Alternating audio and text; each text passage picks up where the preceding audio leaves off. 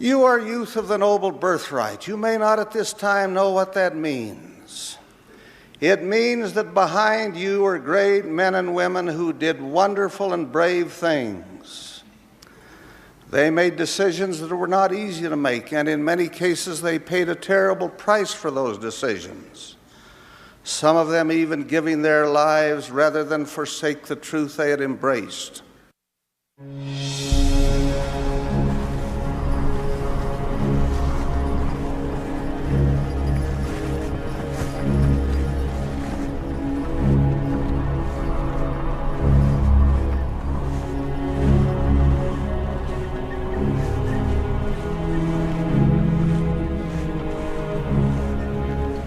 I should like to tell you of three 18-year-old boys.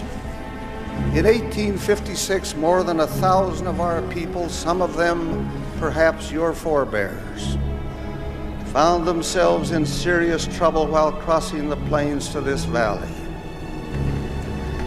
Because of a series of unfortunate circumstances, they were late in getting started. They ran into snow and bitter cold in the highlands of Wyoming. Their situation was desperate, with deaths occurring every day. President Young learned of their condition as the October General Conference was about to begin. He immediately called for teams, wagons, drivers, and supplies to leave to rescue the bereft saints. When the first rescue team reached the Martin Company, there were too few wagons to carry the suffering people. The rescuers had to insist that the carts keep moving.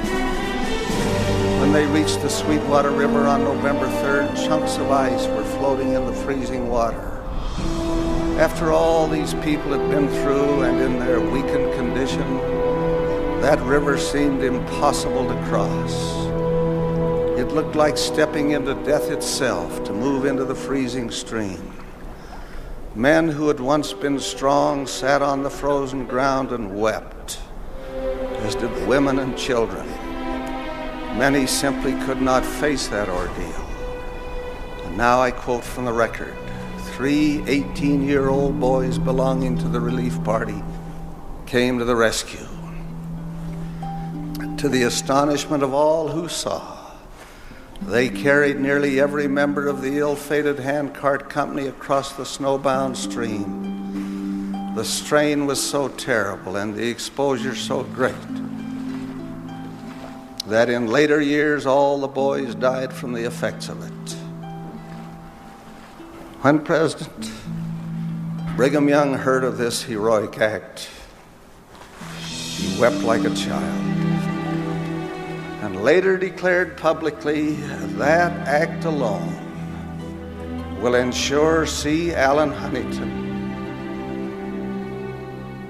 George W. Grant, and David P. Kimball an everlasting salvation in the celestial kingdom of God, worlds without end. Great was their heroism, sacred the sacrifice they made of health and eventually of life itself to save the lives of those they assisted.